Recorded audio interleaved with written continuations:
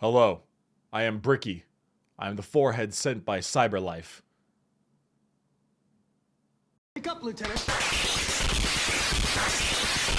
It's me, Connor. Out of any of the things that I found disappointing in Detroit, the number one thing is that most of Connor's coin tricks are humanly impossible. Now, some things, coin tricks are pretty simple, you know? Simple, just kind of launching it up is easy. There's a one cool one where you can pop it from finger to finger, but trying to ride it on the top of your fingers like that, flipping it over, and then being able to catch it between your two fingers like this.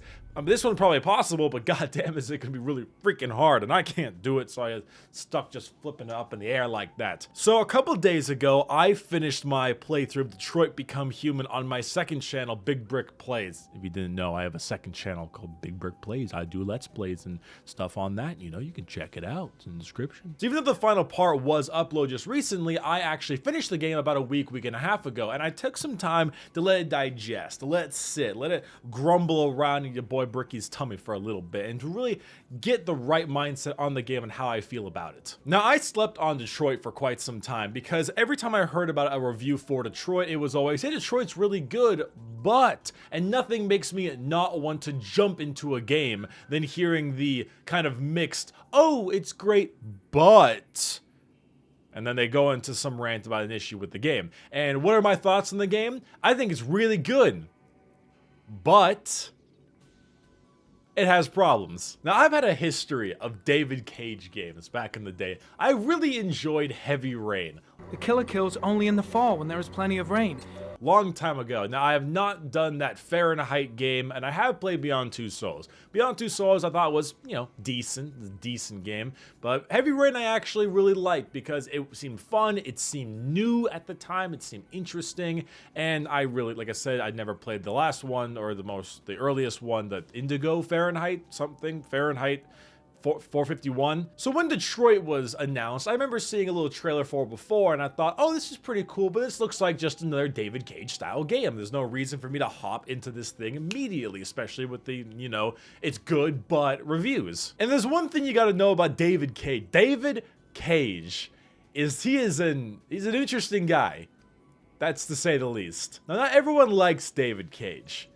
Now, he is a little bit of a polarizing figure between his opinions on, you know, social topics and how he puts them into his games. He is a very opinionated person on a lot of different social media platforms, and personally, I keep away from that stuff because it's just a better idea to not do that. But you can have your opinions on the man, but I don't care. I want to see if he makes a good game. And Detroit is a pretty damn fun game.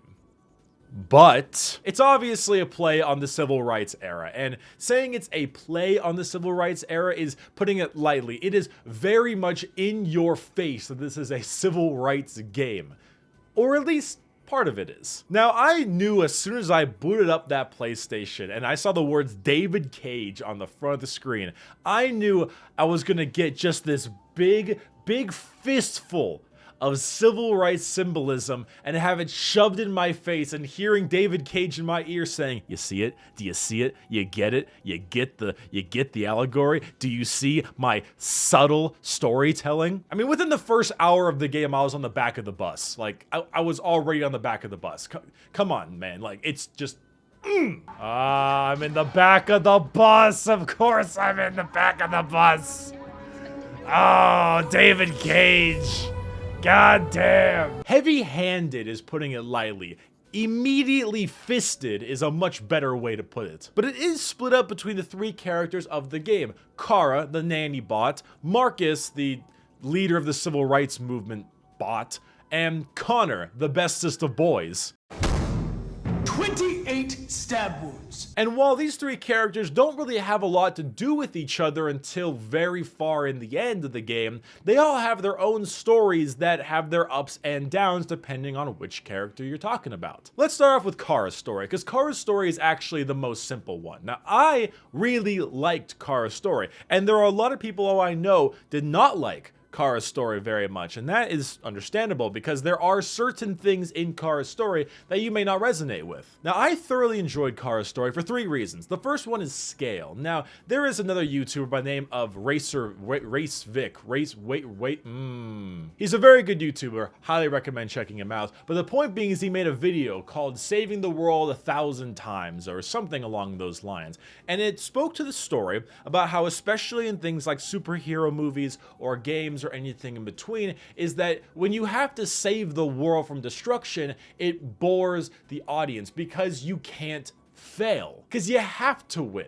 You simply have to win. And the best movies and films that use the save the world thing figure out a way to still make it exciting. Perhaps there's a large amount of sacrifices. Perhaps a main character has to die because of it. There's a reason why Infinity War was so damn good, besides all the other reasons, is that he won. Thanos won.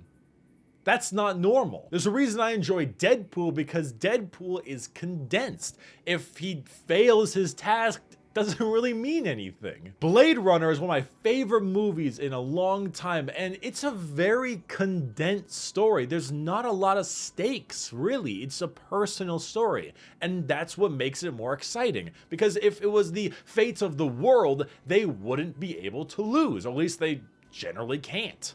Especially if it's in some kind of series where, you can't lose a Marvel movie because everyone else dies. What's nice about the Cara storyline is it's condensed. It's Cara, it's Alice, and that's it. And the second reason why I enjoy it so much is it's challenging. It's actually hard. There are a lot of very frightening QuickTime events and very frightening choices in the Cara storyline that can give you ultimate fail all the time. Almost every single section of the Cara Alice storyline can result in death, and it's terrifying. It is so full of tension. And the third reason I liked it is because I actually cared about these characters. These were the most human of the androids in the entire game. They were the ones that experienced the most human emotions, and it was an emotional story. I mean, while it may be very, very easy to get an emotional response from mom-daughter dynamic, it worked for me, and I thoroughly liked it. There is a certain twist near the end that I will not spoil. However, it is a twist that I can admit really didn't need to be there. I don't think it undermined the story, but it didn't give it anything. It was just there.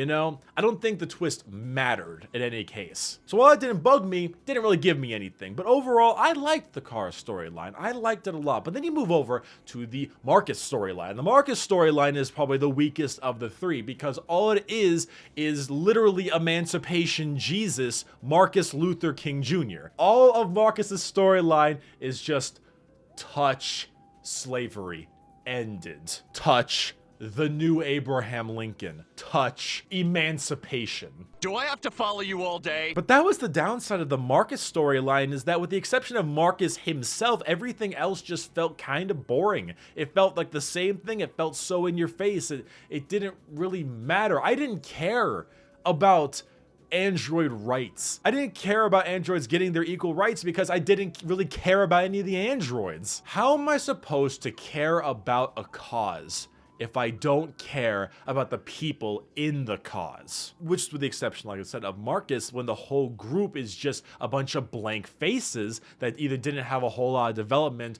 or just weren't interesting to begin with, I don't care. The only reason that I now care about Marcus's storyline is how much it affects Cara's storyline, and that's really the only part I care about. But then you move over to the Connor storyline. And the Connor storyline, I think, is unanimously loved. Every opinion on Detroit, whether it be from a reviewer, a fan, anyone in between, always said, even if they loved the game or hated the game, the Connor Hank was the best part. The Connor Hank storyline is the best part of the storyline. Connor and Mr. Krabs is the best duo, and stop shipping them, okay, you degenerates. Because Connor, while he does have his own character to him, he is very much a projection of the player. You choose Connor, and Connor has the biggest changes in dialogue, changes in actions based on your choices, because he is literally a blank slate detective character who you push yourself and what you want him to be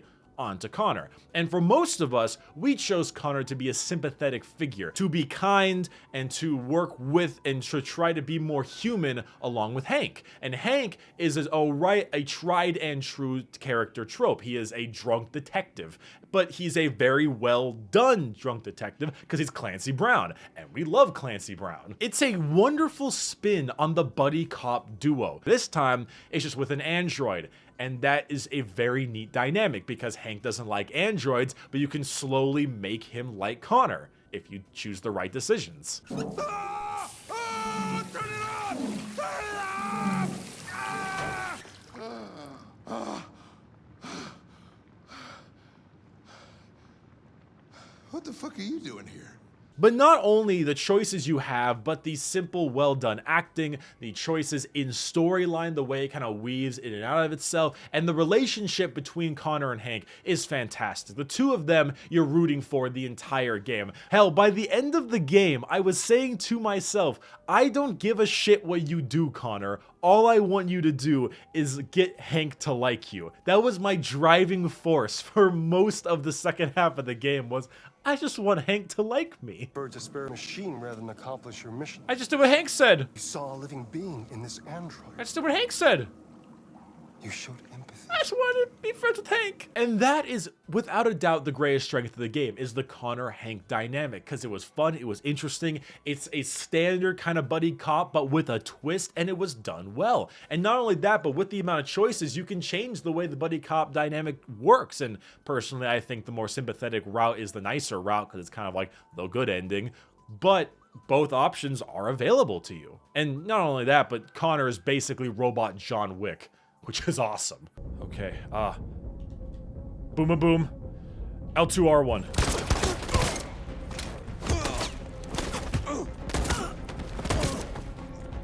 God damn, Connor! So when I take a step back and I look at Detroit and I look at the myriad of options you have, choices you can choose from, things you can do back, forth, there's a lot of good things that it does right, which is funny. Because the worst parts of this David Cage game are the David Cage parts. When David Cage tries to push these social things so in your face, so hard, because he wants to make this civil rights allegory game, it comes off as uninteresting. But when you create sympathetic and interesting characters, you make me root for them over anyone else. The only reason I cared about Marcus's storyline is because of how it affected the other two storylines. Whereas Connor and Hank and Cara and Alice, either one, pulled my heartstrings a little bit, or two, gave me so much tension and excitement that it made the game just so much more enjoyable when I got to those parts. Every time I swapped over to the next flowchart to Marcus's storyline, I just kind of sat there like, all right, we're doing Marcus again. But when I got to Connor or Cara, I was excited. I was like, oh boy, what's next? I want to see what's going on. I want to see what we're doing. I want to see what ungodly, terrifying situation I get put in with Cara and Alice. And I want to see the exciting duo of Connor and Hank, because those two storylines really had a nice thing for me. I am left with a lot of differing opinions on the game, mostly positive, but things I wanted to mention. I wanted to say it. I wanted to speak on it, you know? And I also wanted a reason to draw this on my head and do coin tricks. So, or just flipping a coin pretty much. Overall, if you haven't played the game, I would say it's worth picking up. Now, if you were just on the fence of wanting to play it, then yeah, go ahead and buy it. If you were kind of like, maybe I'll give it a shot, then wait for a sale. You know, it's not a must-have or anything. But I had a great time. I really did. And it's nice to be able to speak about it and make a full-fledged video discussing it after I already did my Let's Play for it. So for the rest of you, Big Brick Plays is my Let's Play channel. You can check it out in the description right there. If you're wondering, what is this? Soon. But anyway, if I have to leave this video with one closing remark, it's this. Hi, Daniel.